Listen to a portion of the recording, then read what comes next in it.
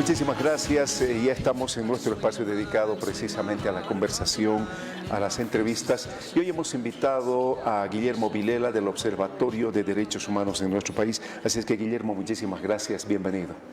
Gracias a ti, Omar, y bueno, estoy a tu servicio. A ver, me llama la atención algo, lo que ha sucedido en estos últimos días, en rigor a la verdad, finalizando la anterior semana, en términos de cómo se ocupa la sede, el espacio físico de la Asamblea Permanente de Derechos Humanos, digamos el espacio más simbólico de esta institución. ¿Podemos entender que esta ocupación es ilegal? Mira, Omar, bueno, cualquier ocupación no es buena. Puede ser violenta o no violenta, pero va contra la norma general de poder solucionar las cosas tranquilamente. ¿Qué es lo que sucede en el tema de derechos humanos? Yo vengo insistiendo desde hace años, tengo un texto a raíz de eso. En nuestro país los derechos humanos se han teñido de color. Unos son rojos, otros son verdes, azules, lo que sea. Cada grupo de derechos humanos tiene un color. A partir de eso se ha creado una característica. No es solamente los activistas que piensan en el tema de los derechos humanos, sino que ahora piensan en derechos humanos, pero a través de su relación ideológica. ¿Qué es lo que sucede? Tenemos a dos grupos antagónicos. Amparo Carvajal, que es fundadora, mujer meritoria, contradictoria. Edgar Salazar, que no es un advenedizo, es una persona que yo lo conozco hace unos 15, 20 años, yo he militado casi 30 años en la Asamblea. O sea, son tendencias políticas que están al interior de la Asamblea. Es ilegal, tú dices, bueno, hay que ver quién ha elegido a Amparo y quién ha elegido a Edgar. ¿Acaso no tiene un reglamento, Guillermo, esto? Mira, te estoy hablando del año 97, fines del 97, principios del 98, que dejé la Asamblea. Sí. Siendo presidente de la Asamblea, la dejé y ahí modificaron todo. Inclusive la estructura, los mecanismos de elección, pero en sí se mantiene. ¿Cuál es la característica de la Asamblea? Primero, que los activistas de la Asamblea son voluntarios. No pueden tener sueldos dentro de la institución y tienen que ser elegidos a partir de unos 5 años que hayan militado ahí. Ahora, por eso te digo, y en este momento yo comentaría desde afuera, si es que no sé quiénes han elegido a quiénes. Pero el hecho concreto es que esta pelea se refleja desde hace unos 10 o 12 años antes. No es una pelea que se ha dado en este momento.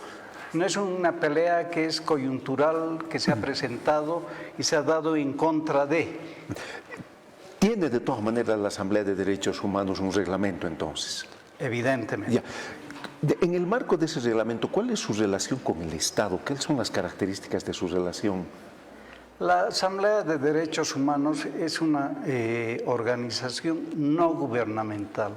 No tiene ninguna relación con ningún poder del Estado, más el que puede ser de coordinar.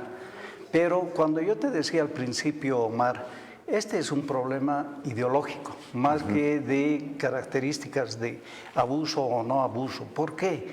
Si tú te das cuenta, vas a encontrarte que un lado estaba defendiendo, por ejemplo, la situación de la señora Áñez, que debería serlo, evidentemente.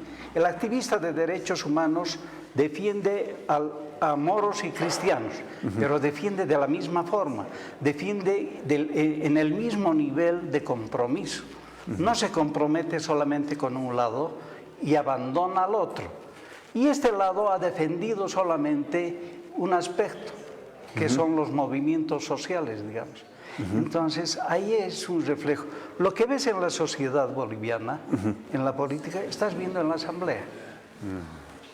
Ahora, entonces viene por el siguiente escenario. ¿Cómo se articula? Porque esta instancia, que si bien es nacional, ¿tiene una articulación internacional? Bueno, nosotros no tenemos, bueno, no teníamos, porque yo ya no soy de la Asamblea, hay una relación de carácter de coordinación. Se han agrupado organizaciones de la sociedad civil a nivel internacional en la Federación Internacional de Derechos Humanos, que es una instancia que cada unos 3 años convoca reuniones para sacar directrices, líneas generales, para que todos los otros filiales, digamos, del mundo puedan participar. Y lo interesante, yo he participado en esos congresos varias veces, lo interesante de esto es el reflejo que se da en esas reuniones. Por ejemplo, había de Rusia. ¿Contra quién peleaban, por ejemplo, los activistas de derechos humanos de Rusia? Contra Putin. Había activistas de derechos humanos iraníes, por ejemplo. ¿Contra quién peleaban? Contra los ayatolas. Regularmente es contra el Estado, básicamente. Básicamente porque el Estado es el abusivo, porque tiene el poder. Entonces, pero ahí se discutía de todo. Las características de los países latinoamericanos y de los activistas siempre han tenido la tendencia y la mirada política. Ahora, a propósito del término que utilizas políticamente, ¿le conviene a un gobierno meter sus manos en un escenario como este? Mire, si hablamos de la normalidad, digamos, en cualquier otro lado, no le conviene, es una mala propaganda, pero en nuestro país no pasa cualquier cosa y no pasa nada. Yo te decía cuando vinieron los del GIEI, que cómo va a quedar esto, y quedó así, ¿te acuerdas, Omar? Sí, claro que sí. Van a venir, van a matar, van a hacer, van a venir a investigar, van a dar vueltas, van a llorar muchos de ellos, pero se va a quedar ahí. ¿Y por qué se va a quedar ahí? ¿Por qué no les interesa tocar el tema de los derechos humanos, a no ser a partir de la instrumentalización que puedan hacer unos y otros? Mira qué lastimoso es cuando la Asamblea de Derechos Humanos en su momento tenía tenía presencia en los conflictos. Legitimidad. Tenía legitimidad, se participaba, y eso que teníamos serias peleas internas, pero las teníamos ahí precisamente. Hoy día participa uno, lo defiende el otro, en este caso están defendiendo comunidad ciudadana y por el otro lado pueden recibir el apoyo del gobierno. No abiertamente, pero sí de autoridades. ¿No tiene ningún tipo de financiamiento la Asamblea de Derechos Humanos? Hasta que he estado yo, solamente se financiaban actividades de defensa de los derechos humanos. Esta casa, por ejemplo, la que está en disputa ahora, le hemos conseguido, yo he sido el que ha hecho el trámite y nos han hecho una donación. Precisamente a partir de que un sector como el bancario había abandonado, no tenía más intención de ocupar, hicimos el trámite y nos han asignado esa casa. Nos ha costado bastante, años de años. Había momentos en que nos reuníamos hasta en cafés. De ahí nos apoyaron con un departamento en Oruro, que también he visto que se han peleado. Sí. Hay otro que el padre Tumiri impulsamos la compra del edificio Oruro, el departamento del edificio Jazmín, y al final, cuando ya el padre Tumiri no estaba, hicimos precisamente el trámite para esto. Hemos conseguido y nos financiábamos a veces con los locales que hay. Ahora, ¿hasta qué punto puede ser perverso para un gobierno el someter este tipo de organizaciones o de instituciones para sus fines de hegemonía, de poder? Lo perverso se da precisamente en todo lo que todos los políticos, pero yo siempre comentaba, los políticos que están en el llano son activistas de derechos humanos. Los que están en el poder son enemigos de los derechos humanos. Entonces, si están en el poder, no les interesa ser perversos o no, sino consolidar su poder.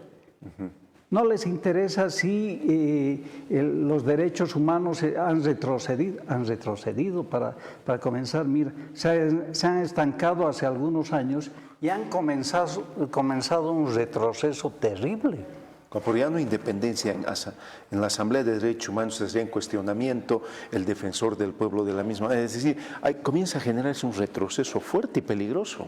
Pero en este momento no tenemos instancias que puedan hablar por las y los bolivianos.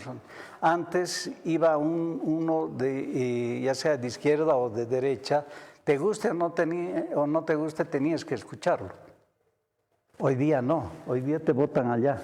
Te votan al otro lado y al final no se hace nada. Pero acá el chiste, Omar, de todo esto, yo insisto con la famosa, no es clase política, pero sí todo el sector de los políticos organizados y que tienen representación, tienen una doble moral. Es como el caso de Comunidad Ciudadana, que en el Defensor del Pueblo se han encargado de eliminar a la gente que podía ser o no podía ser. Pero han hecho un pacto entre el MAS y Comunidad Ciudadana, entre un lobo y un lobito. Obviamente que el lobo, que es el lobo feroz, el MAS, se los ha comido pues y los ha dejado en medio camino para hacer lo que han querido. Ahora, ¿cómo pues puedes comprender que una fuerza política que es opositora se tome vacaciones, se descuide y suceda lo que ha sucedido? De eso también hablábamos una vez, ¿en qué va a quedar lo del defensor? En nada, van a elegirlo, van a protestar, van a gritar y se van a seguir dando la mano. De boca para afuera se van a seguir peleando. Y esta es la situación. Hay un conflicto, ¿quién interviene? ¿Quién media? Estamos en la pugna. Se han resumido, se han atrincherado en uno y otro lado. ¿Cuál es la salida? La salida es que los políticos respeten las instituciones. La salida es que respeten no solamente las instituciones, sino los principios institucionales con el que se tiene que funcionar. Si es que el gobierno se quiere meter y quiere agarrar a como dé lugar lo que es la asamblea, no la asamblea, sino el tema de derechos humanos, porque le interesa que le laven la cara. Y si es que la oposición se dedica a hacer también, ya no le interesa solamente hablar o activar en el tema de los derechos humanos, sino a ver cómo rescata para ellos en la parte de la posición partidaria. Ese es el problema. Si es que se rayasen las reglas, si es que terminásemos con la intromisión política partidaria en las organizaciones, podríamos ir comenzando a reorganizarnos. No hay independencia sindical, no hay instituciones que son independientes y si las hay que partirlas para ver cómo se rescata a uno y a otro lado. Estaríamos asistiendo a la consolidación de una institución paralela en derechos humanos, la Asamblea. Omar, esto hay desde hace rato. Comenzó cuando yo salía y el condicionante era, bueno, si quieres te quedas, pero trabajamos. Entonces, como no me puedo, mi característica es no ser doméstico, entonces he preferido dejar. La pelea comienza antes y ahí se profundiza. Hay un paralelismo en general, en cada una de las asambleas departamentales y regionales. Nosotros habíamos comenzado con las secretarías de derechos humanos en las organizaciones sindicales. Eso, por ejemplo, si no está sometido directamente a la línea central del gobierno y del sindicalismo que está arrimado al gobierno, son contrarios y no tienen mucha injerencia, no tienen fuerza. En el caso de los derechos económicos, sociales y culturales, los laborales, nadie se acuerda de nada, nadie defiende los derechos laborales cuando hay cosas tan mínimas que el otro día un fabril me decía, el dominical no estamos consiguiendo desde hace años, es un derecho que lo han ganado años atrás. Está en la norma, hoy día además. les han retaseado eso. Qué terrible. ¿No ves futuro de solución entonces a este conflicto? De forma inmediata no. Qué pena. Guillermo, muchísimas gracias por la gentileza. A ti, Omar. Muchísimas gracias. Guillermo Vilela, del Observatorio de Derechos Humanos en nuestro país, una persona muy experimentada, de mucho tiempo de trayectoria en la lucha por los derechos humanos, mostrándonos el escenario que vive en esta temática y particularmente en la Asamblea de Derechos Humanos en nuestro país. Vamos a ir con Alexandra, algo muy importante.